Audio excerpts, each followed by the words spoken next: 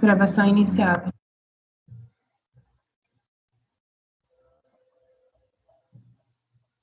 Boa tarde, iniciamos as sessões da 1402, a segunda turma da quarta Câmara da primeira sessão, período da tarde, nessa terça-feira.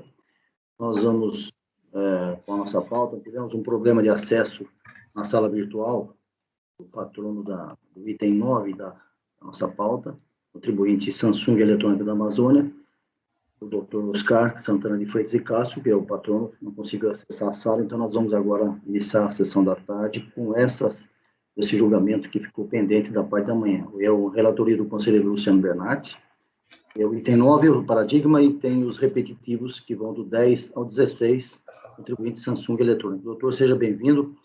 Luciano, seu breve relato, porque vai haver a situação oral, depois o doutor Oscar tem o tempo regimental para sua defesa. Os demais com o microfone. Perfeito, presidente. Então, o item 9 da pauta, que engloba até o 16, né? Ser repetitivo, e aí vamos lá. É um recurso voluntário, e o objeto do presente processo trata-se de um auto de infração em virtude da não homologação de compensação. A multa é de 50%. A contribuinte apresentou a impugnação, basicamente alegando o seguinte, que a multa incidiria em bis in idem, pois havia multa de mora e multa isolada, que haveria a alteração do dispositivo que previa a multa, modificou o tipo penal e desvirtuou a intenção do legislador, deveria ser aplicada a retroatividade benigna, falta razoabilidade e proporcionalidade, bem como a afronta ao direito de petição, né, e assim como aos princípios constitucionais contraditórios para a defesa, nessa forma na emissão da multa. A DRJ julgou pela improcedência, alegando basicamente que a autoridade administrativa agiu de acordo com a lei, nos termos do artigo 142 do CTN. O PAF já foi julgado, sendo a manifestação de inconformidade improcedente, e isso se refere ao processo, né? É o processo que tratou da compensação. Então, ainda que não transitado em julgado, deve ser constituída a multa para não decair ou prescrever. Não deve haver retroatividade benigna, pois não se aplica a compensação não homologada. Já havia legislação que previa tal multa. A DRJ não tem competência para julgar controle de constitucionalidade e alegou que a aplicação das multas, tanto a isolada como a demora, elas estão previstas em lei e aí elas devem ser aplicadas, portanto. E aí o recurso voluntário, eu vou passar a palavra para o patrono que pode se manifestar a respeito dos seus argumentos. Presidente, passo a palavra ao senhor. Obrigado, Luciano. Doutor. Presidente, muito obrigado. Boa tarde. Boa tarde, eminente relator. Boa tarde aos demais conselheiros. Renovando meu pedido de desculpas pela parte da manhã. Eu vou ser breve e gostaria só de fazer um ligeiro acréscimo ao eminente relator aos fatos, para dizer que, efetivamente, o que aconteceu de, digamos, fato novo em relação a este processo é que o processo que eu chamo de processo principal, que é aqui onde foi feito o primeiro pedido, que é o processo final de 2014-21, esse processo foi submetido já ao CARF,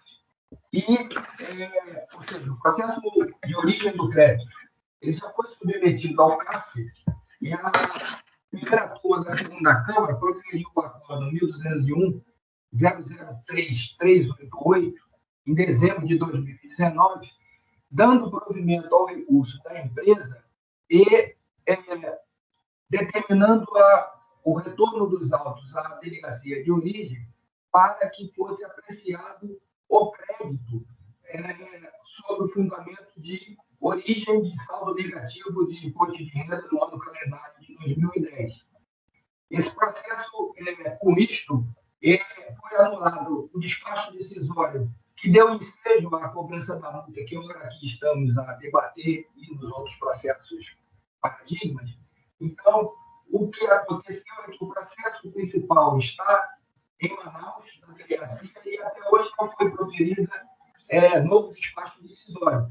O fato concreto novo que eu realcei de início é que o despacho decisório a que foi feito menção e que deu origem à lavratura dos autos de infração para a exigência da multa, esse despacho decisório já não mais existe. Ele foi cancelado, sendo, repito, determinado o retorno do processo à origem para a derivação do crédito sob o manto do prejuízo fiscal.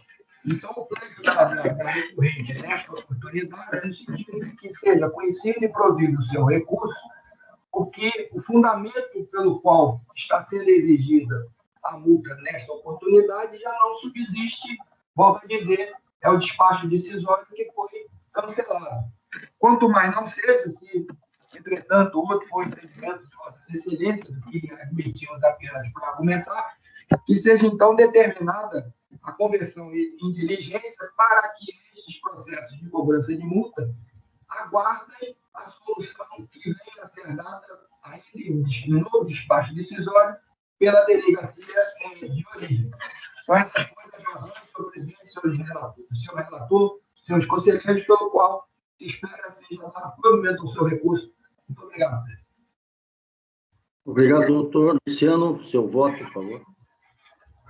Ok, presidente. Presidente, eu apresentei o voto, como todos podem perceber, tem uma parte que é a parte em destaque, mais lá para baixo, se não for aceita a questão preliminar suscitada aqui, né?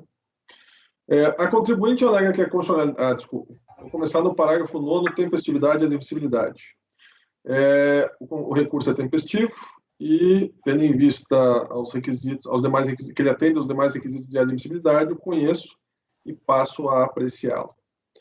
A contribuinte alega que a constitucionalidade da multa contestada é objeto da ADI 4.905, bem como do recurso extraordinário 796.939, cuja repercussão geral foi reconhecida pelo STF, sendo a suspensão dos feitos que versem sobre a questão determinada pelo ministro Luiz Edson Fachin.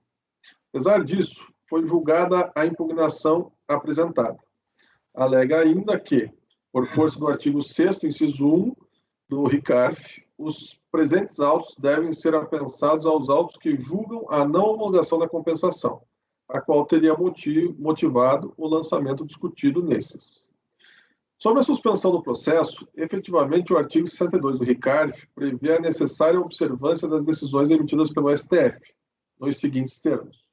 Transcrevi o artigo 62, incisos e alíneas. Com base nas ações indicadas pela recorrente, a DI número 4.905 e recurso extraordinário 796.939 do Rio Grande do Sul, se entende que elas poderiam recair na previsão do artigo 62, parágrafo 1º, inciso 2, a linha B ou parágrafo 2º do RICARF. Partindo dessa possibilidade, ao se analisar as ações propostas, constata-se que nenhuma delas foi definitivamente julgada. Assim, não há inicialmente decisão definitiva de mérito a ser aplicada. Quanto ao artigo 62, parágrafo 1º, inciso 2, a linha B do RICARF, não há previsão de decisão definitiva, sem citar, portanto, que sejam de mérito, o que poderia ocorrer com o recurso extraordinário número 796.939, pois neste houve decisão definitiva que reconheceu a repercussão geral do tema. Ao analisar o recurso extraordinário 796.939, constata-se que o ministro do STF, Luiz Edson Fachin, exarou o seguinte despacho. Transcrevi aqui. Entende-se que, por força do artigo 1035, parágrafo 6º do CPC, a decisão, cujo fundamento está no parágrafo 5º do mesmo artigo, seria extensível apenas ao judiciário, pois não há possibilidade de interposição de recurso extraordinário em âmbito administrativo. É para reconhecer ainda que a determinação é suspender todos os feitos que versem sobre a presente questão. A questão tratada no recurso extraordinário é definida pelo ministro do STF, Ricardo Lewandowski.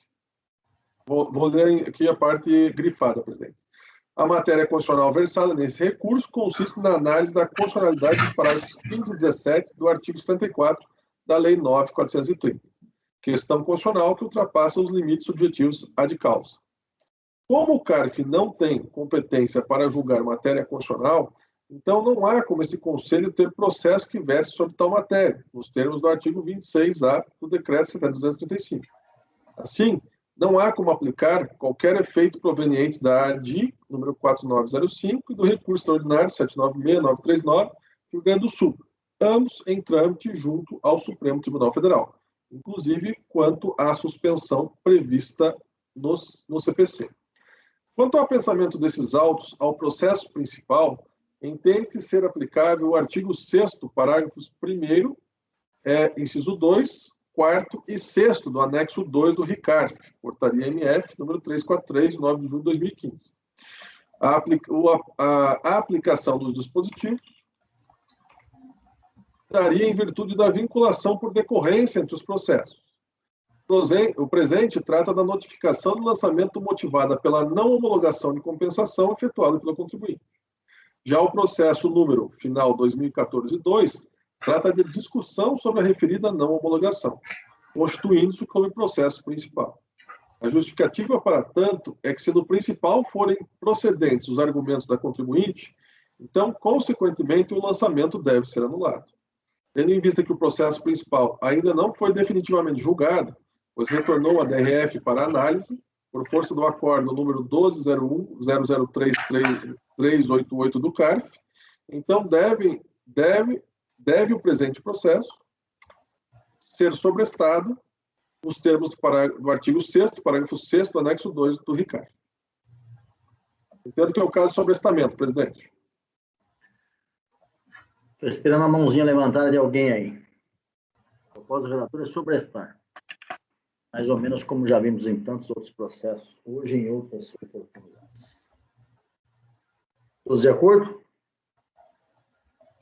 Unânime sobrestado este e os repetitivos. Ok, doutor? Deu para entender o resultado? Deu para entender, presidente. Muito obrigado.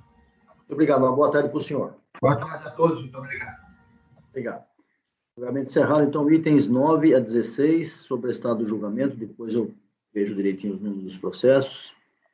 Agora vamos começar. Janaína,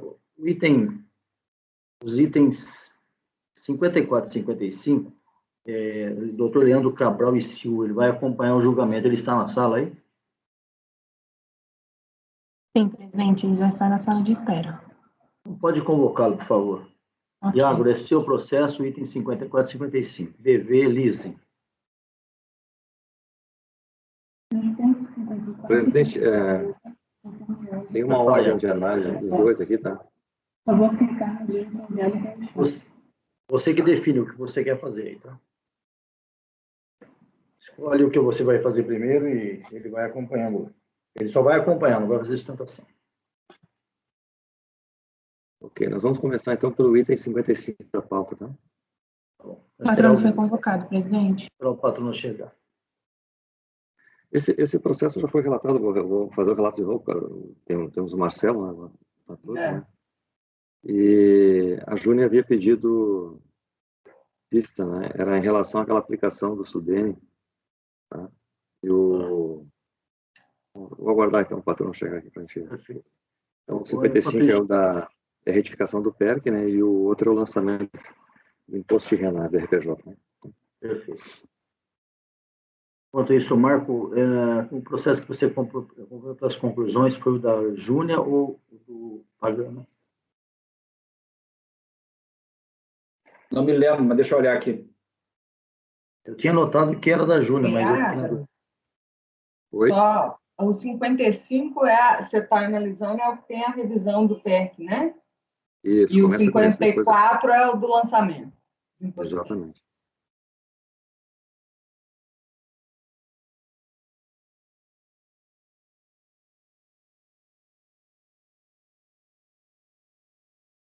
Foi o item 17, presidente. Então foi do Pagano, tá certo. O conselheiro Marcos acompanhou pelas conclusões no meu processo. Perfeito, Pagano, é isso mesmo. Doutor Leandro. Olá, presidente. Boa tarde. Seja bem-vindo mais uma vez aqui às nossas sessões. Nós vamos agora fazer o julgamento dos processos que o senhor vai acompanhar Os itens 55 e 56 da pauta é relatoria do conselheiro Iagro, BV Lisen. O senhor vai fazer o acompanhamento, então o relator vai fazer o relato de ambos os processos, ver qual que você vai julgar primeiro e vamos em frente. Iagro, pode começar. Presidente, desculpe, doutor Iagro, apenas um esclarecimento. Com a mudança da composição com o doutor Evandro, eu acredito que eu possa fazer uma sustentação breve, presidente. Só um minutinho, sim, você pode sim. Deixa eu só confirmar, o Evandro não estava na última sessão? Não. Era o doutor O Marcelo, que estava, era o outro. Marcelo não estava. Não, nem o Marcelo, nem o Evandro. O Evandro também não estava. Nem o Evandro. Verdade. O senhor pode se manifestar, embora o senhor devesse ter pedido isso, né? Mas eu vou lhe conceder essa possibilidade do senhor fazer, tá? Tendo em vista a mudança do colegiado aqui. Tá bom? Então, um breve relato dos fatos, o Iago, e depois vai fazer isso. Ok. Bom, boa tarde ao patrono. Processo 55 e o 54 da pauta, tá? Vou começar pelo 55, porque o 55 trata da revisão do PERC, né? Do PERC, e aí depois nós falamos, então, do imposto de renda. Bom, é um recurso voluntário, né, contra a decisão da DRJ de São Paulo, que julgou improcedente a manifestação de inconformidade, que indeferiu o pedido de revisão do PERC, né? A fundamentação do indeferimento decorreu em razão da limitação legal imposta pela Lei 932, né, artigo 4º, parágrafo 1º, inciso 2, que veda a retratação do recolhimento destinado ao Fundo de Investimento Nordeste, o FINOR, como determina para o artigo 4º, parágrafo 5º e 6º do mesmo diploma. Em manifestação de inconformidade, o sujeito passivo arguiu que o procedimento equivocado ao preencher o DARF não poderia resultar como aplicação de recursos próprios, visto que optou pela aplicação do FINOR na DPJ no ano calendário de 2004, a alíquota de 12%, mas ao preencher o DARF utilizou o percentual de 18%. Neste ano, presidente, né, houve alteração do incentivo, que antes era de 18% e foi o primeiro ano para 12%. Né? Que a correção do montante destinado ao FINOR permitiria ao contribuinte compensar o valor do IRPJ pago a menos, né, conforme disposto na medida provisória 66 de 2002 e no artigo 26 da IN 460 de 2004, que o fisco afronta os princípios da segurança jurídica e da moralidade ao considerar o valor recolhido por equívoco a maior como subscrição voluntária. A DRJ negou o provimento à manifestação de inconformidade e considerou o pagamento a maior de 464 mil em DARF, né, como aplicação do FINOR com recursos próprios, né. Além disso, concluiu que o DARF destinado ao FINOR não pode ser restituído com base na IN 672/2006 e não é possível a restituição conforme IN Receita Federal 460 e os atos subsequentes, né, IN 600 e a 900. E a referida decisão, então, eu cito aqui o acordo do RJ, né? Em recurso voluntário, a recorrente repisa os argumentos, né, da impugnação, em especial que o fundamento da decisão, artigo 4º da Lei 9.532, foi revogado pela medida provisória 2199 de 14, e que a opção da DPJ foi informada corretamente, e que o DARF preenchido de forma equivocada em 18% pode ser retificado. O artigo 14, parágrafo 3º da medida provisória 21/28-9, é claro ao permitir a alteração do montante destinado ao fundo de investimento no caso de erro de cálculo, que ignorar o equívoco cometido pela recorrente redundaria em Só um minutinho que travou aqui. Em uma aplicação não desejada e na cobrança do IRPJ não liquidado. Portanto, o objetivo final é ver o percentual excedente pago ao final de 6% ser transferido para liquidar o IRPJ.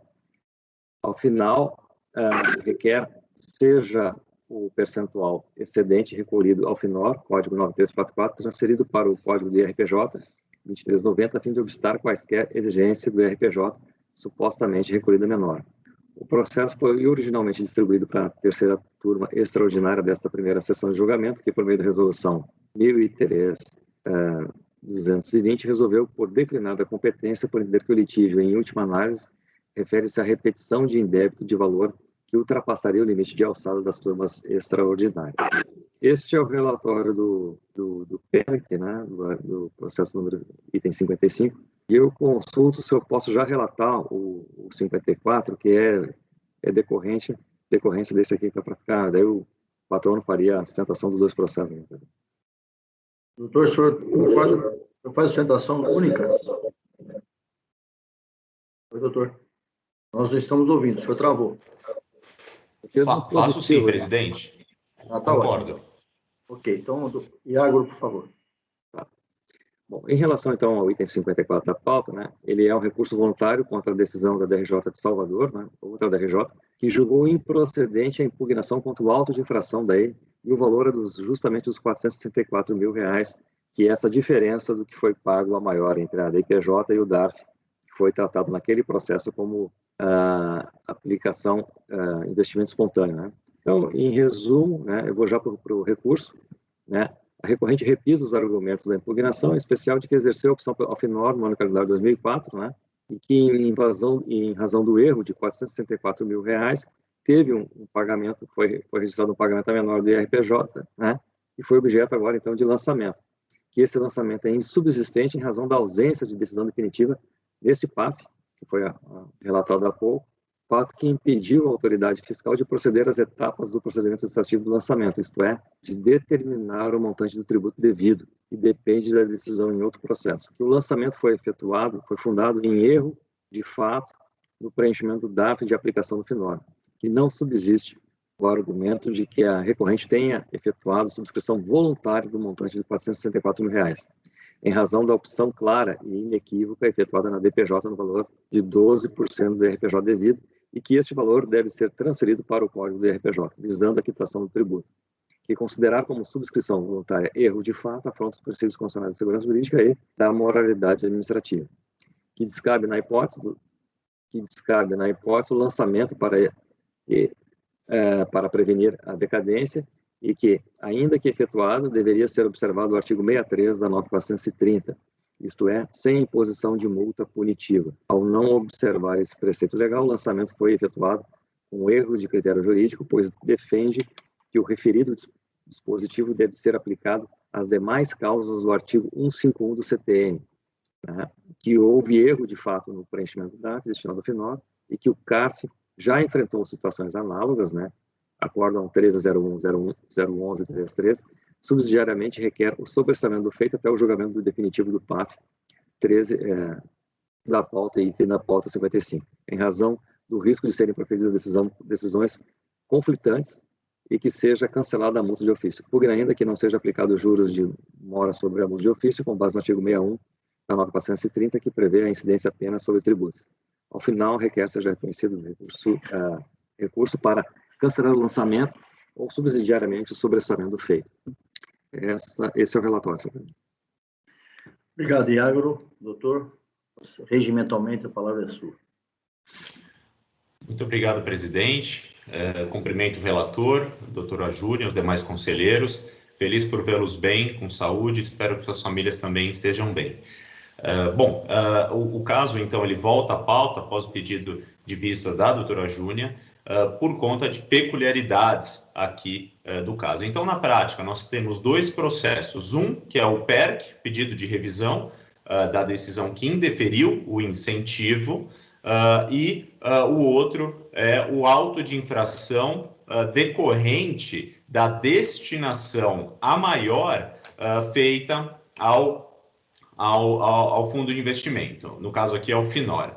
E qual foi o motivo dessa destinação a maior? Única e exclusivamente um recolhimento em DARF específico no valor, no montante de 18% do imposto. Então, é importante observar, a opção aqui foi DARF específico, e ao invés de se recolher para a opção os 12%, que era o percentual previsto para o período de 2004, para o ano calendário de 2004, foi recolhido 18%. E por que 18%? Porque até 2003 era o percentual previsto para o exercício da opção ao FINOR via DARF, para a opção FINOR, seja via DARF específico, seja via DIPJ. Eu vou pedir a licença aqui para compartilhar minha tela com a senhora e os senhores, para que consigam, que a gente consiga, enfim,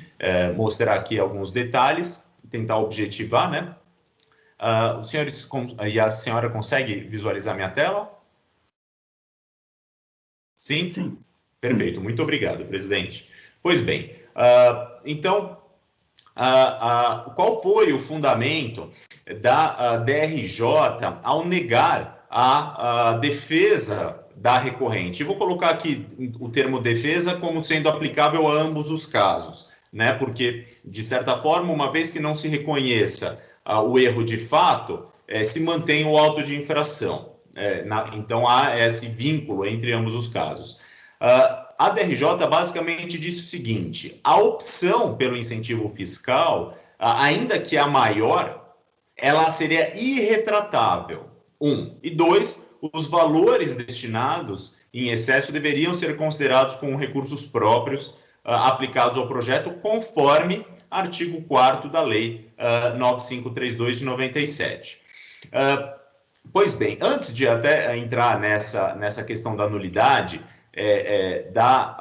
do auto de infração, eu quero destacar um ponto que, inclusive, foi trazido pelo relator na sentada anterior e que consta dos recursos voluntários, doutora Júnia e senhores conselheiros, que a DRJ e a própria fiscalização fundamentaram os seus atos em um dispositivo revogado à época.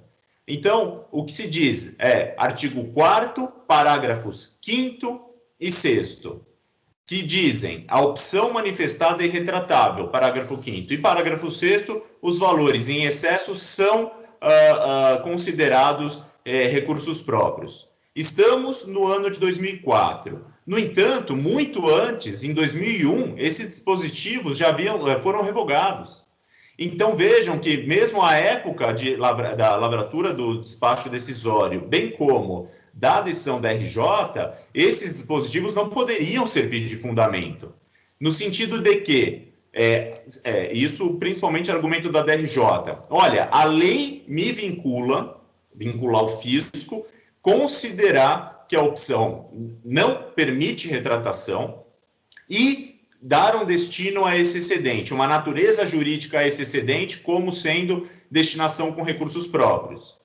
No entanto, ao vermos que esses dispositivos eles não mais vigoravam em 2004, ou seja, para o período, essa vinculação considerada pela autoridade de origem e também pela DRJ cessam. Não havia e não há qualquer vínculo ou qualquer previsão legal que vincule ou que impeça o reconhecimento do erro de fato, que é a única coisa que se pede aqui perante o CARF, que se conheça tratar-se de erro de fato e, com isso, se determine a análise do caso, inclusive pela própria DRJ, novamente, a partir dessa premissa. Então, agora eu volto à nossa apresentação. Aqui, então, eu só destaquei mesmo para mostrar à senhora e aos senhores a revogação no ano de 2001 do fundamento do despacho decisório e do acórdão da RJ, que são matérias ventiladas é um argumento ventilado nos recursos voluntários. Pois bem, a preliminar no auto de infração desculpem, voltando um pouquinho, a preliminar é de nulidade do acórdão recorrido por falta de apreciação de matéria relevante. Qual é essa matéria? Afastamento da multa de ofício. Claro que esse é um ponto importante ao deslinde do processo e o silêncio da DRJ a esse respeito prejudica naturalmente o contribuinte. Qual que é o argumento nesse ponto? Havendo, na época da lavratura do auto de infração, já instaurado o PERC, a discussão acerca dessa destinação a maior, por óbvio que a situação se encaixaria na hipótese do artigo 63 da 9430, estando, então, o tributo com a exigibilidade suspensa até o deslinde do PERC, de modo que o auto de infração não poderia ter a multa de ofício combinada. A jurisprudência do CARF é nesse sentido, eu não preciso cansá-los com isso. No entanto, entendemos que o caso ele permite o julgamento de mérito a despeito dessa nulidade por força do artigo 59, parágrafo 3º, que fala: quando puder decidir o mérito a favor do sujeito passivo a quem aproveitaria a declaração de nulidade, a autoridade não pronunciará a nulidade, mas julgará o mérito. Então, Agora entramos no cerne da questão, erro de fato da destinação ao FINOR. Como dito, esse erro de fato foi motivado pelo ano de 2004 ser o primeiro ano após uma sequência de anos em que o percentual era de 18%. Então, o que evidencia, senhora e senhores, o erro de fato? Primeiro, a DIPJ, ela consigna corretamente o percentual de 12%, né, que daria o valor de 929 mil de destinação. Enquanto que o DARF específico consigna o valor de 18%. Então, tanto é erro de fato que o próprio contribuinte, quando preencheu a DIPJ, cumpriu aquilo que a lei previa. Ou seja, não se tratou, e aqui é o principal documento que mostra, não se tratou de um investimento voluntário. Se a DIPJ do contribuinte consignasse aqui um investimento maior do que os 929, aí sim se poderia dizer que, olha, apesar do contribuinte estar dizendo hoje que foi um erro, as suas obrigações acessórias ou a sua obrigação acessória não o ampara. Mas é diferente. Aqui a obrigação acessória da IPJ ampara o erro de fato, a natureza de erro de fato cometido pelo contribuinte, o que afasta de per si a alegação de investimento com recursos próprios, ou seja, a alegação de que teria sido vontade do contribuinte investir a 18% e não a 12%. Então, a defesa da recorrente é no sentido de que o equívoco ele não pode ensejar o tratamento com aplicação de recursos próprios, tampouco a parcela do IRPJ, uma vez que o contribuinte, desde o início, está falando, cometi um erro. Por favor, desfaça esse erro, aloque essa parcela, isso perante o fisco diretamente, aloque essa parcela excedente de 6% ao imposto de renda e sigamos as nossas vidas, né? Porque não se optou, de fato, por deixar de pagar o imposto, parcialmente, para ter um investimento maior. A questão do erro de fato, do erro de cálculo, desculpe, é tratada na própria MP de 2001, que revogou a irretratabilidade, né, que é o fundamento do despacho decisório e da DRJ, para falar que o erro de cálculo permite sim a revisão do montante destinado aos fundos. No caso de redução do incentivo por erro de cálculo, o optante poderá pleitear sua alteração. É isso que prevê a legislação, que, embora não sejam, sim, doutora Júnia e senhores, o dispositivo que fundamenta aqui o caso concreto, porque se trata, como dito já, erro de fato.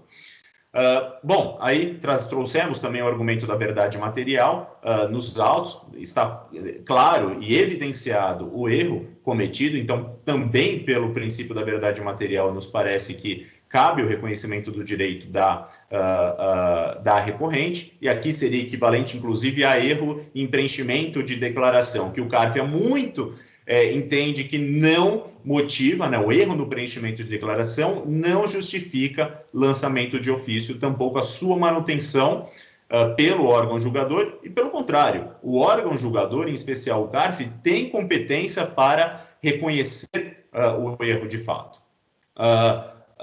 Aqui, e nós reportamos isso no recurso voluntário, que o CARF, em definitivo, reconheceu, em caso análogo, também de 2004, de uma empresa do grupo, a natureza de erro de fato. Um caso relatado lá em 2013 pelo Dr. Paulo Jackson, que ele fala, olha, justamente por ter sido 2004 o ano de virada dessa chave, ou seja, que o percentual foi de 18 para 12, 1, e 2, o fato de a DIPJ consignar os 12% são provas suficientes do erro de fato cometido.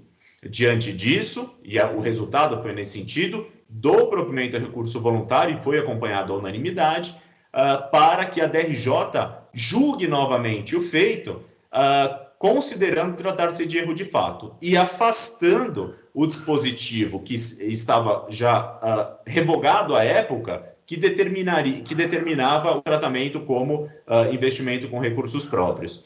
Vejam, então, passo seguinte, a DRJ rejulga o processo, o Dr. Hugo Hashimoto, muito conhecedor do tema e, claro, de toda a logística, vamos dizer, todos os limites da DRJ, com bastante tranquilidade, a DRJ, por unanimidade, julga procedente a manifestação de inconformidade, falando, note que o dar fim a preço se refere justamente ao ano calendário em que o percentual foi reduzido de 18 para 12, sendo razoavelmente compreensível o equívoco cometido. Destarte, faz inevitável concluir pela efetiva ocorrência de erro de fato, conforme alegado pelo contribuinte desde o início do processo. E dessa forma, então, a DRJ acolhe a defesa do contribuinte e determina a DRF, a unidade de origem, a análise do processo, ou análise do pedido sob a perspectiva de erro de fato. Passo seguinte, a DRF, no caso a DEINF, reconhece o equívoco e cancela a cobrança do excesso de 6% via auto de infração. E aqui é um ponto importante que a gente gostaria de destacar aqui. Vejam, ao CARF não compete, não se pede também que determine a alocação ou compensação de tributo, mas simplesmente que se reconheça o erro de fato, permitindo ou devolvendo o processo para o seu curso correto, que é DRJ, da premissa de erro de fato, analise o processo, 1. E 2, não aplique dispositivo revogado ao caso, aquele que dá o tratamento de opção irretratável e investimento com recursos próprios. É isso que se pede ao CARF, colocar o processo corrigir o curso do processo. Trouxemos na sessão anterior e novamente aqui... Doutor, o senhor está com o prazo final, né? Vencendo os 15 minutos. Sim, no meu... 30 segundos, presidente, é o que falta? Não, um pouquinho Perfeito. mais. 1 minuto e 30. Mas eu já justamente caminho aqui para o fim, presidente, muito obrigado pelo alerta, para destacar que no acórdão mencionado pelo relator na sessão anterior, que foi um voto vencedor, tendo sido vencida a doutora Bianca naquele processo que votava justamente no sentido do doutor Paulo Jackson, a redatora do voto vencedor acabou atropelando, com o devido respeito em relação a ela, embora muito, cuidadosa, mas acabou ignorando o fato de o dispositivo legal aplicado, tanto pela DRJ como pela Delegacia de Origem, ter sido revogado, ou seja, já não estar em vigor na época do processo, porque o outro feito também era 2004, e daí que motivou o seu voto. Então, claro, e lá da sentada anterior eu disse e repito, é o caso de parar esse processo agora e colocá-lo no curso normal, inclusive para evitar uma judicialização desnecessária.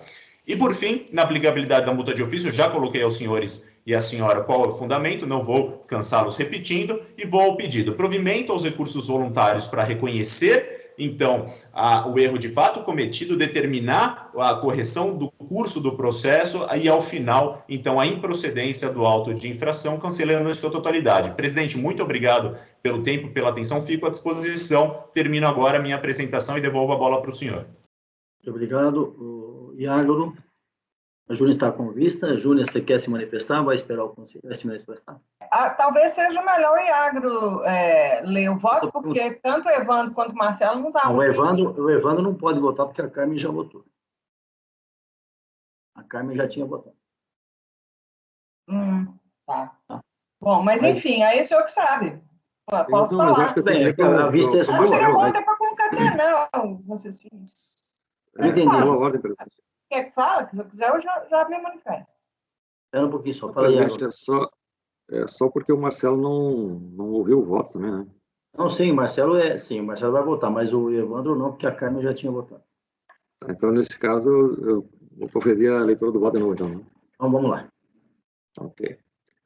De forma bem rápida, então, tá? Voltando, então, ao processo, ao item 55, né? Quanto ao...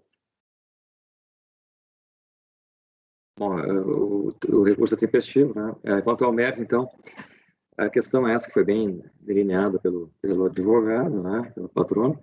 essa diferença, então, do pagamento do DARF em 18% em relação ao que estava na DIPJ, né? É bem verdade, né, que a DIPJ não permitia colocar um percentual acima de 12%, né? Então, essa questão da aplicação maior na DPJ era um fato impossível.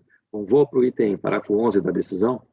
O despacho decisório, né, e a decisão que foi do dia 14 de outubro de 2009, a decisão da DRJ, entenderam que o pagamento maior, além do investimento incentivado previsto em lei, no caso a alíquota de 12%, deve ser tratado como investimento espontâneo.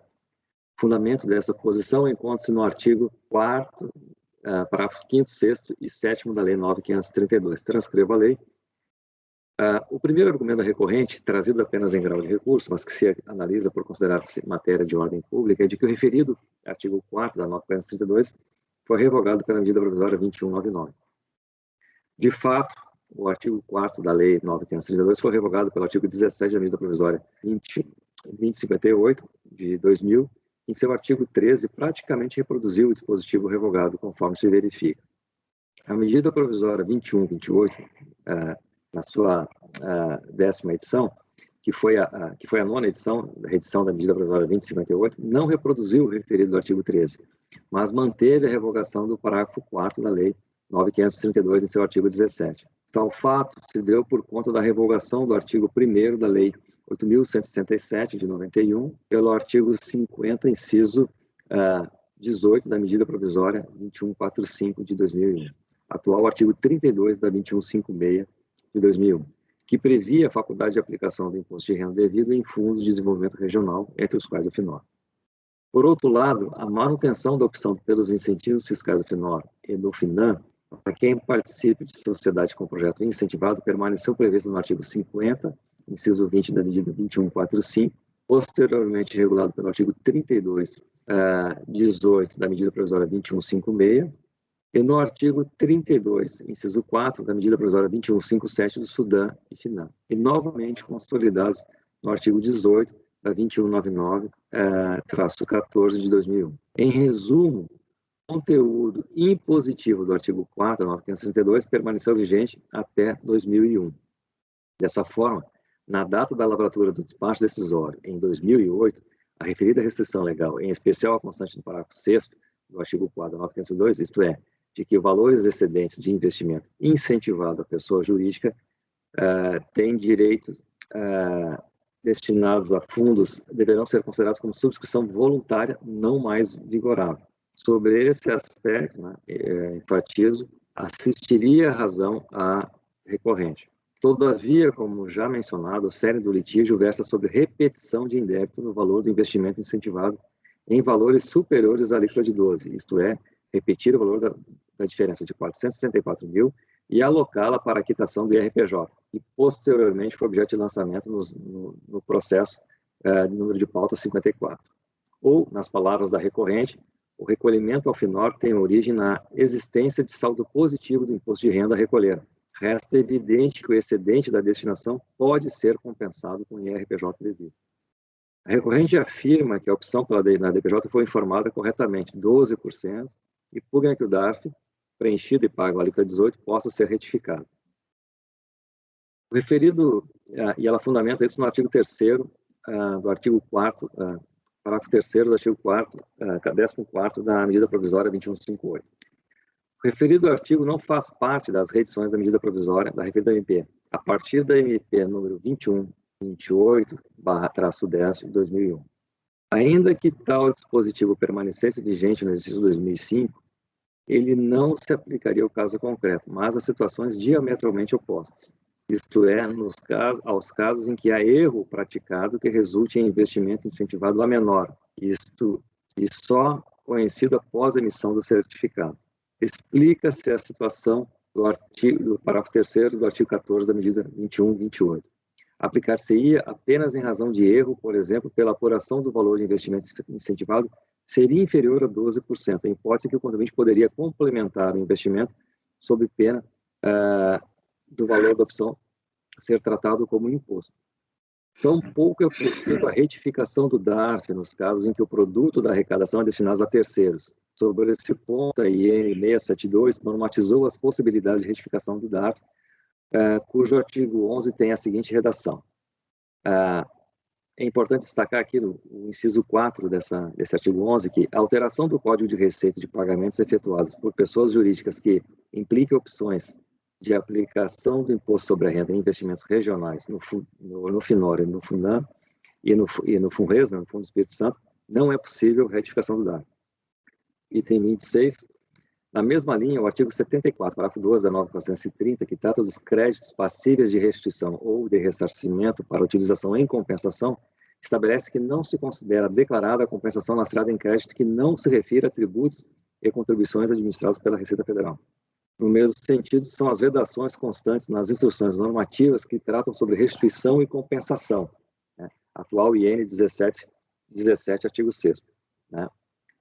Os valores recolhidos, artigo 6º, os valores recolhidos em decorrência de opções de aplicação do Imposto sobre Renda e Investimentos ao FINOR, FINAM e FUNRES não poderão ser objeto de restituição. O disposto do caput aplica-se inclusive aos valores cuja opção por aplicação em investimentos regionais tenha se manifestada na declaração da DPJ ou na ECF. A motivação para a impossibilidade de retificação do DARF ou para a repetição do indébito é a mesma, a ausência de competência da Receita Federal para administrar valores destinados a terceiros, sejam instituições ou fundos como o FINOR. Nessa linha, registre-se a posição da ilustre conselheira Giovana Pereira, né, no acórdão 1301-4335, que, pela identidade fática, adota como razões complementares de decidir. Eu vou apenas citar a parte final dela, aqui da decisão dela, que, em suma, o STJ findou por não conhecer o recurso especial e manteve incólume a decisão do TRF da segunda região, que negou provimento à apelação da recorrente que pretendia compensar valores excedentes destinados ao FINOR com o RPJ devido à Receita Federal, sob o argumento de ter cometido um equívoco no momento em que recolheu os valores daquele fundo. O acórdão atacado reconheceu que os valores excedentes destinados ao FINOR não tinham natureza tributária, não poderiam ser compensados com o RPJ. A ausência de competência da administração tributária impede qualquer providência deste CARF, pois, ainda que fosse dado provimento ao recurso voluntário, tal decisão não produziria efeitos perante terceiros, isto é, tal decisão não teria força executória para que um terceiro, no caso o gestor do fundo incentivado, fosse obrigado a restituir parcela legalmente a ele destinada. Diante do exposto, então, voto no sentido de negar provimento. E aí o 54, que é do lançamento, ele mantém o lançamento por decorrência desse voto aqui. Perfeito. Iago, obrigado.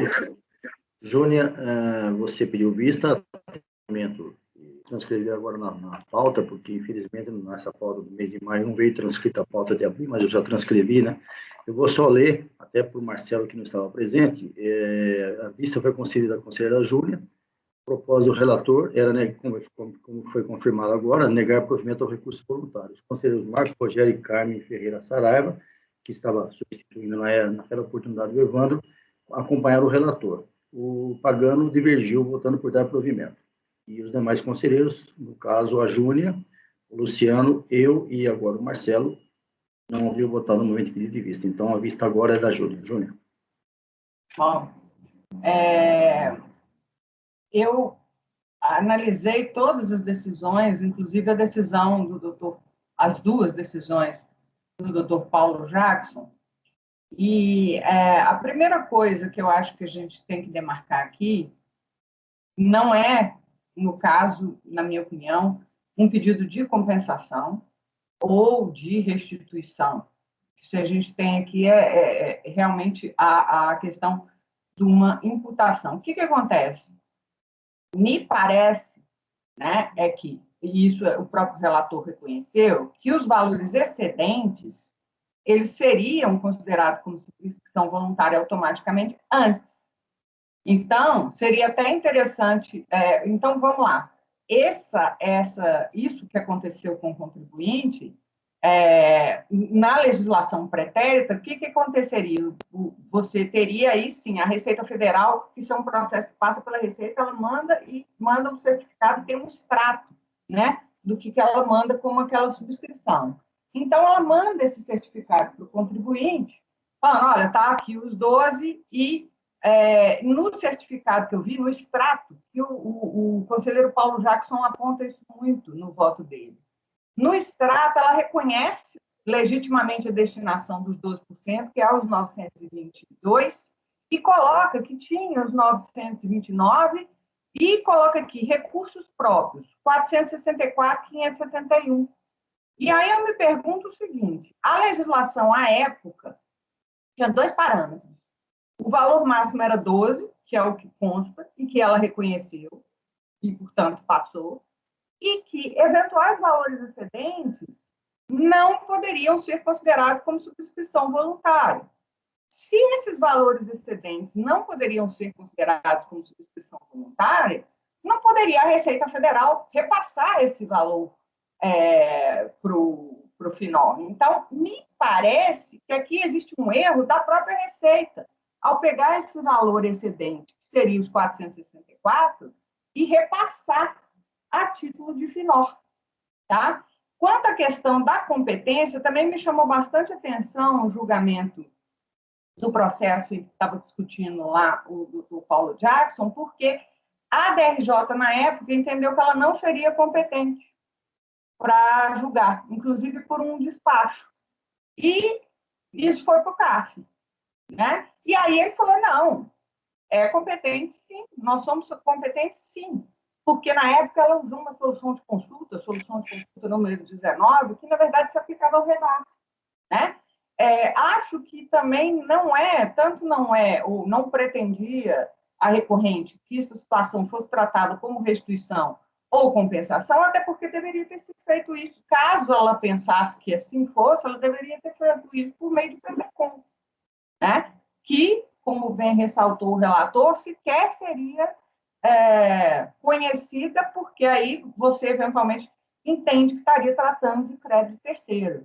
Então, eu realmente pensei muito ontem nesse processo, e eu acho que aqui existe um erro de fato, e, na minha opinião, é um erro de fato não só do contribuinte, porque, na verdade, o que é a opção dele? A opção dele é 12%.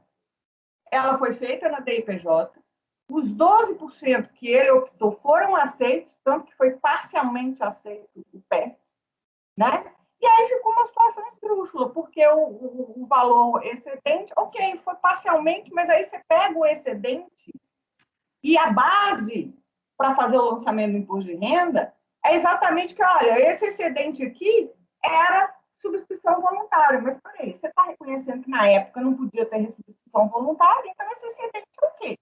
É algo que você mandou indevidamente para o FINOR, que na verdade ele deveria ser para a quitação do imposto de renda, tomando como base que era isso que constava da declaração, e segundo, que era isso que era o limite da lei. Se a própria lei estabelecia o limite de 12 e não previa que esse excedente, né, fosse considerado como subscrição voluntária, não tem como a gente indeferir, porque nesse caso aqui não é realmente o pagamento a qual ele está se referindo, é pagamento de imposto de renda, e ele considera que esse pagamento é devido. Ele não está falando de um pagamento de imposto de renda indevido. O que foi indevido foi tratar como subscrição voluntária algo que na época não era mais.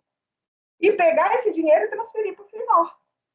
Entendeu? Então, realmente, aí eu depois de esmiuçar bem os acordos do conselheiro Paulo Jackson, eu entendo que está correto exatamente por isso. Ou seja, na época, né, se de fato a lei estava revogada, essa transferência desse extrato aqui, que aí é onde o momento em que o contribuinte vai ver, opa, o que foi realmente destinado a título de FINOR.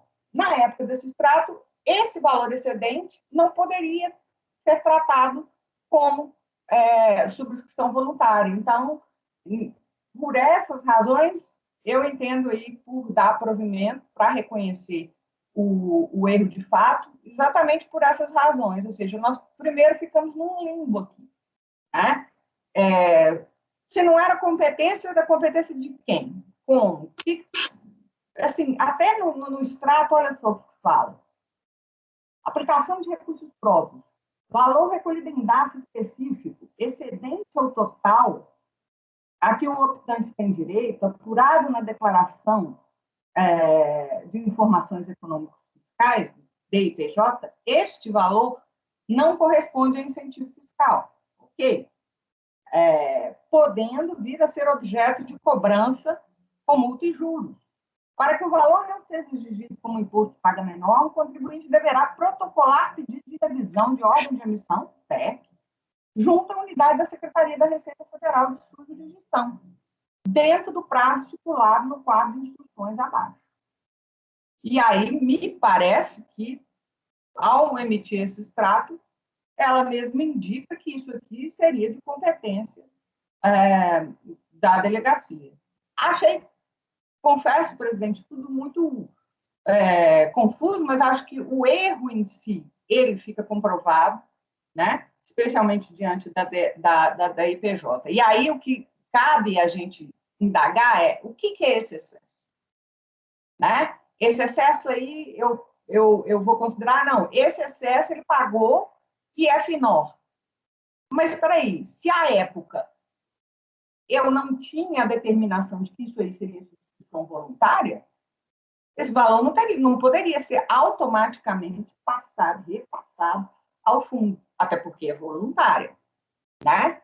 Porque uma coisa existe a disposição da lei falando, automaticamente isso aqui vai ser... Júnior, o problema é que na DPJ você faz a anotação e na época, eu não estou com a DPJ aberta aqui, mas é isso que acontecia, e o limite era 12%, evidentemente ele deu um valor X, e depois quando ele recolheu um valor Y, então esse cruzamento só foi feito depois, não dá para fazer esse cruzamento no momento que você está querendo dizer, olha, aqui era 12, você pagou 18, por que você pagou isso? Não dá para fazer esse cruzamento, só foi feito depois.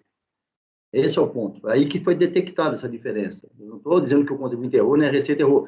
É que não é um tempo real, não é no exato momento que isso ocorre, que olha, a Receita já detecta, olha, você tinha que ter feito 12%, que dava 12 mil reais, você fez 18 mil. Esse dinheiro aqui não é nada, esses 6 mil que não é assim que funciona, só foi visto posteriormente. Tanto que depois tem todas as observações, olha, verifique, se for o caso, entra com um pedido e tal, porque é uma análise posterior, apenas isso. Mas o meu questionamento, então, Ciccone, se exatamente você não pode fazer isso automaticamente, você também não poderia transferir isso para o fundo. Não, mas isso pode acontecer, especialmente se existir a determinação legal de que aquilo é substituição voluntária. Eu entendi, Júnior. Acho que a sua posição está muito boa. Eu vou deixar só o Iago se manifestar, porque o relator é ele, eu só antecipei, mas só para antecipar também isso aí, essa transferência é automática e feita pela instituição financeira, não é nem a Receita que faz. Mas, Iago, vamos lá. Júnior, eu poderia concordar com você se a DPJ tivesse opções de percentuais diferentes. Ela não tem, ela trava em 12. E o segundo, se o pagamento do DARF fosse feito num código único e a partir desse pagamento único a Receita Federal fizesse algum tipo de gestão em relação a esse pagamento e transferisse uma parte desse valor, desses recursos, para o FINOR. O pagamento desses recursos ele é feito com um código específico. A Receita não participa. Então, se ele recolher 100% do imposto para o FINOR, ele fez 100% de uma aplicação incentivada. Ou pelo menos até o limite. Entendeu? Ele poderia pagar 100% do imposto, ele poderia pagar um valor que não guarda relação nenhuma. Se ele fizesse naquele código, esse recurso, ele é diretamente destinado ao FINOR. Assim como ocorre, por exemplo, quando você vai solicitar a emissão de um passaporte, você preenche um DARF lá para a emissão da taxa de passaporte. Esse dinheiro vai diretamente para o fundo da polícia. Entendeu? Depois, a Receita não tem competência para ir lá e dizer, olha, você pagou para o fundo da emissão do passaporte, você tem direito agora à repetição direta. Não, você tem que ir lá na polícia lá e dizer que aquele passaporte não foi emitido e solicitar a repetição. No caso aqui, a falta de competência é quem? Quem é o competente para isso? A SUDENE, que administra o FINOR. Não, esse o ponto. Iago, o que eu estou analisando aqui, eu entendo a questão operacional. Não, tá? não é operacional, é de competência. Eu acho que e foi ela que me incomodou. Eu acho que aqui existe uma falha, porque uma falha de operacionalização. Mas é operacional, então. É o que a lei previa, porque se a lei... O que eu entendi foi o seguinte, olha, como existe esse troço aí, que você pagou no código tal, vai já tudo lá no FINOR, tá? Aí existia a tal norma da subscrição automática, existia a impossibilidade de fazer REDAF, existia a impossibilidade de pedir compensação, a irretratabilidade, beleza. Aí, pelo que vocês estão descrevendo, a questão de automaticamente virar uma subscrição voluntária mudou. Então, você teria que ter alguma maneira de operacionalizar isso. Ou bem deixa a legislação comunitária e permanece como subscrição voluntária, entendeu? Ou então tem que ser feito algo para...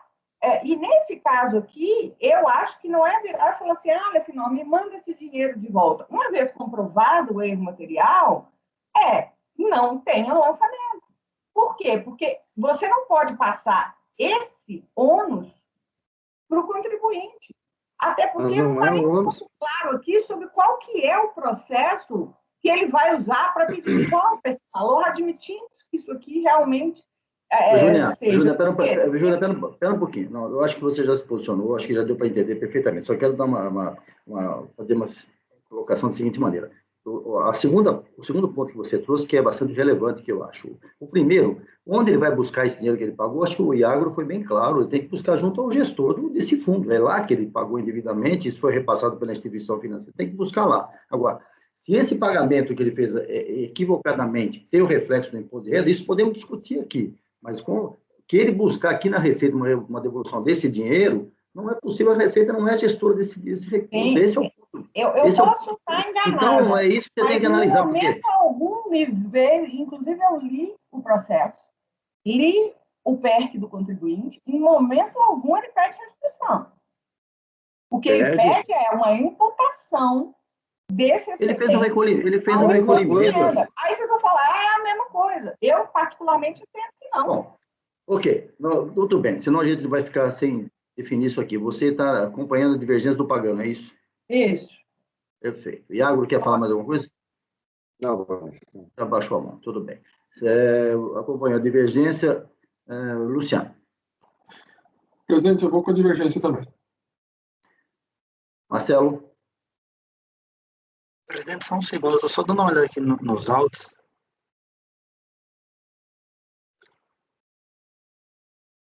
Tá. Porque pelo que eu estou... e aí, desculpa, como eu não acompanhei o voto, a divergência, na verdade, do Pagano, qual que era a conclusão da divergência? Para que fosse resolvido o quê? Pagano? Você está sem microfone. A conclusão era no mesmo sentido da exposição da Júnia também, entendeu? Entendi, mas é para reconhecer a transferência desse percentual excedente para o recolhimento de RPJ? Porque ele está fazendo uma cobrança aí, né? Então, eu estou, na verdade, cancelando, né? Então, vou reconhecer. Tá, porque seria cancelar a cobrança do RPJ. Para cancelar, Tá, isso é um dos processos, né? Porque pelo que eu estou vendo aqui, eu estou aqui no final, 2007-35, e o acórdão da DRJ, e aí eu não sei se de fato foi o último, ou se, sei lá, ele foi anulado, eventualmente foi proferido outro. Eu peguei só o final do processo. Eu posso esclarecer, presidente? Eu acho que... Marcelo, ele não pede revisão dos 12%. Os 12%... Júlia, o Iagro, relator, eu peço que o Iagro faça esse resumo para ele, por favor. Iagro. Marcelo, o 735 é do lançamento, né? Tá. A origem está no outro processo, é o de... Perdão, é o 735, exato. Tá. Qual é a tua dúvida? Não, Iagro, e aí eu acho que você pode esclarecer melhor, porque assim, o acórdão da DRJ, o fundamento, aí olhando para a emenda dele, ele fala incentivo fiscal, final, opção mediante recolhimento em DARF específico, e aí ele vem e fundamenta, o acórdão da DRJ está fundamentado de fato na legislação antiga, né? Então, assim, se isso de fato foi o fundamento para negativo, isso para mim a gente tem um problema grave. No mínimo de nulidade, né? Porque se você fundamenta um acórdão com base numa legislação até então inexistente, porque assim, vamos lá, se é uma legislação revogada, é uma legislação que foi expulsa do sistema, né? E assim, o despacho decisório tudo bem, não sei se foi eletrônico, sei lá, enfim, mas o acórdão da DRJ, se a gente pega o fundamento, ele fala, a tese do contribuinte, contudo, é contrária à expressa previsão legal, contida no parágrafo 6º da Lei 95. O parágrafo 6º não existe mais. O parágrafo 6º ele não existe mais. Isso você fala muito bem no seu voto. E aí, de fato, a gente tem... E aí a Júnia falou muito bem, a gente tem uma situação meio que esdrúxula, mas que, enfim, eu acho que não é um problema nosso, né? É um problema... assim, a gente tem um problema que, de fato, esse excedente não deveria ter sido destinado, mas ele o foi. Mas ele foi destinado. Ele poderia? Bem, se a gente olha para o acórdão da DRJ, a gente fala não poderia, e o seu fundamento para você ter dito que poderia é inválido, porque é nulo, porque é com base em um dispositivo inexistente. Você entende o que eu estou dizendo? Entendo, só que esse foi um dos argumentos, né? Tanto é que o contribuinte trouxe esse argumento no recurso, né? E esse argumento, esse primeiro argumento, ele foi afastado. Se fosse esse único argumento, daria provimento ao contribuinte. Mas aí eu acho que a gente não pode, superar esse entendimento para decidir de maneira contrária, porque, assim, pelo menos não, entendo mas são eu. os dois argumentos, né? A DRJ fala das INs de compensação que não é possível. Ela fundamenta na IN 600 e na IN 900 que está de compensação. E, na verdade, esse silogismo de que não é compensação e que é vinculação é a mesma coisa. Que o contribuinte está dizendo é o seguinte, tira do finório e coloca para abater o valor do imposto de renda que não foi pago. A questão de fundo aqui é compensação, a repetição de indébito. Só que nós estamos dizendo o seguinte, nós não temos condições de fazer isso, e tampouco fazer a retificação do DARF, que é uma das hipóteses vedadas, né? Eu estou muito curioso para ver como é que nós vamos depois executar esse acordo se for decidido pelo provimento. Eu quero ver alguém chegar lá no final lá e dizer, olha, agora vem cá e me devolve esses R$464 mil. Aí a situação que se criou... criou... Quero ver o gestor do fundo entregar esse recurso. Bom, Marcelo... Eu voto, na verdade, pela nulidade do acordo proferido pela DRJ, tá? Talvez seja uma... Marcelo, só para esclarecer, eu não votei pela nulidade porque eu estou dando provimento, então eu estou aplicando para o provimento, para mim, é um problema que é essa situação. Eu estou só lendo aqui o finalzinho dele. Doutor, se eu queria falar só sobre matéria de fato, doutor. Obrigado, presidente. É só para esclarecer esse ponto do doutor Iágaro, por conta desse processo correlato que encerrou, processo do mesmo grupo empresarial, não foi envolvido o FINOR. A própria Receita Federal conseguiu fazer a reversão desse excedente e cancelar o auto de infração. Só esse esclarecimento. Obrigado, presidente. Obrigado, doutor. Marcelo, vamos votar. Tá, eu voto pela nulidade, presidente, do acordo da DRJ. Eu vou pedir vista e o processo volta na próxima sessão, que eu vou analisar com calma isso aqui agora. Vista concedida para mim, julgamento encerrado. Doutor Leandro, muito obrigado. Uma boa tarde para o senhor. Obrigado, presidente. Desejo saúde aos senhores, às suas famílias, doutora Júnia. Obrigado. Ao senhor também. Uma boa tarde. Obrigado. Obrigado. Julgamento encerrado. Seguindo.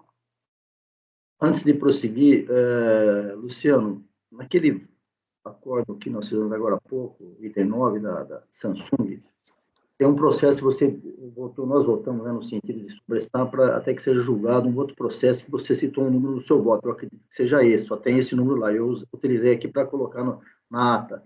É o 10.283, 901.424, 2014, só que está faltando o dígito, só tem o número 2, falta um número final aí no dígito. Só me confirma se é esse processo, somente esse, e está faltando o dígito. Espera aí, presidente, o senhor está falando em relação ao número 9, é isso? Da Samsung. Ao item 9. Isso. Eu não sei se tem mais algum processo vinculado a esse aqui, ou se é somente esse que eu estou falando o número aqui. Se for esse, está faltando um dígito aí, o número final. Do processo que vai ficar sobrestado, esperando esse processo julgar. Qual que é o número? O número que você julgou ou o sobrestado, você está dizendo? Não, o que o senhor está querendo. É 10.283, 901.424/2014, -2 e alguma coisa que eu não sei o que é. Eu vou procurar, presidente, porque está aqui no meu mesmo valor. Deixa eu procurar. Depois você me passa. Perfeito, sem problema nenhum. Continuando, então. Próximo processo, conselheiro Evandro, é seu item agora. Primeiro da tarde. Item normal. Fertimport. Evandro. Pede comp. Item 40. Evandro, por favor. Sim, presidente, já estão disponíveis os acordos. Vamos lá. São dois processos, não, são quatro processos, né, Evandro? Não, são Sim, 5. São Cinco. 4 PERDECOMP, saldo negativo de RPJ. E eu acho que no item 56 tem um PERC. Tá, isso aí dá para fazer tudo junto? Cada um tem suas características? Não dá, mas é rápido. Então, vamos lá. Vamos seguir a pauta normal. Mas cada um 40. tem suas características. Tá bom. São Item 40. Primeiro. Fazer uma breve síntese aqui. Isso é a apuração do saldo negativo. No caso aqui, esse item é do ano calendário de 2004. Né? O despacho não reconheceu integralmente, não foi reconhecido integralmente o crédito no despacho. Nesse caso aqui, eu entendo que o acórdão da DRJ fez um excelente trabalho, porque consultaram o sistema, verificaram as retenções, né, e foi concedido quase que integralmente o crédito. O que faltou ser concedido foi uma parte da fonte que não foi confirmada, né? Aí, no mérito, a recorrente ela se pronuncia exatamente sobre esse ponto. É a única alegação, porque foi a única parcela que não foi reconhecida, foi o fonte. Inclusive, ela aplica aquele parecer COSIT 2 lá para as compensações, então a gente não vai discutir mais a questão da aplicação do parecer COSIT 2. Né? A DRJ já aplicou lá. Né? Então, a cerne da discussão aqui é a identificação dos fatos que resultaram no saldo negativo. Né? As tiras mensais, então, veja, a recorrente forma ter sofrido retenções na fonte no valor de R$ 848.456, conforme o valor apurado e informado na ficha 50 da DPJ 2005. A autoridade fiscal nos partes decisórios emitiu e identificou retenções no valor de R$ 445 mil. Veja que a turma julgadora, por sua vez, afirmou que o valor total do imposto de renda na fonte seria de 814 mil. Então, veja o trabalho feito no acórdão de impugnação. Entretanto, conforme evidenciado nos argumentos em sede de manifestação de conformidade, o valor informado a título de retenção na fonte pelo recorrente está correto e espelhado na ficha 50 da IPJ, não havendo qualquer razão para ser considerado. Então, é só. Esse é o único argumento da contribuinte. O valor está correto lá, conforme eu manifestei na impugnação. A recorrente não apresenta comprovação de que os valores das retenções de imposto de renda na fonte seriam superiores aos apurados na Corte de Primeira Instância. Apenas insiste que, conforme vem evidenciado nos argumentos de sede de manifestação de conformidade, o valor informado a título de retenção na fonte pela recorrente está correto, espelhado na ficha 50 da IPJ 2005. Observe que houve um esforço pela autoridade julgadora em apurar os valores do imposto retido, exceto do acórdão recorrido. Então, de 400 mil, ela conseguiu apurar 800 mil aqui. Né?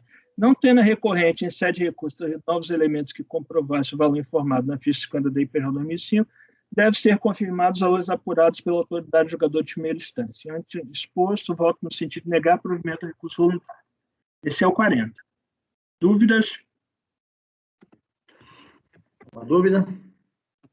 A Júnia saiu, hein? Júnia? Caiu. Não, eu estou aqui, desculpa, é porque sem querer eu estava sem a câmera aqui, mas eu estou aqui, eu estou ouvindo. Bom, propôs o relator negar provimento. Alguém? Ok, discorda? Concordo. Negamos provimento, item 40 e item 41. O item 41 também é semelhante a esse, o 41, né? Também a questão aqui foi o fonte, então a gente vai logo para o mérito. E o argumento dela mesmo, né? Ela argumenta que seria superior ao apurado no acórdão de primeira instância, né? Mas ela apenas insiste que o valor está esperado na ficha 50 da IPJ, né? Também houve uma consulta aqui e não demonstrou essas retenções em mutante, nesse caso, superior já reconhecido do despacho decisório. Então, não tendo a recorrente em sede de recurso dos novos elementos, que comprova o valor informado, deve ser confirmado os valores pela autoridade do julgador de primeira instância. Então, eu voto sentido negar provimento também. Esse é o 41. Ok? Alguém quer se manifestar? 41, negado o provimento, seguindo o julgamento encerrado. 42, o argumento é outro. Ciccone, perdão, desculpe interromper, mas o Luciano caiu. Caiu, Luciano. Então, pera um pouco aí. Vou esperar que ele retorne. Eu vou pegar um café, então, um minutinho, tá? Aproveitar que ele caiu aí. Pode ser, presidente? Pode. É um segundo. Acho que pela Luciana voltar. Então, recapitulando os itens 40 e 41, negado o provimento, a propósito do relator, no 40 já votamos. 41. Só para, vamos ver só o que o Luciano vai dizer. Senão eu coloco que ele está ausente momentaneamente.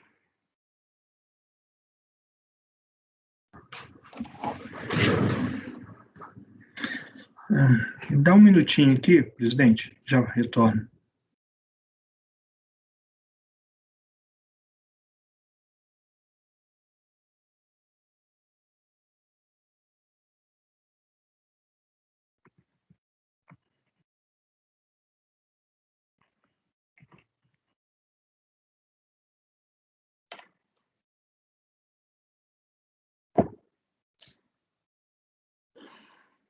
Acho que vou dar um intervalo de 2 minutos, né? Porque está todo mundo fora. Hein? Intervalo de 2 minutos, Janaíne, por favor. Ok, presidente. Gravação encerrada.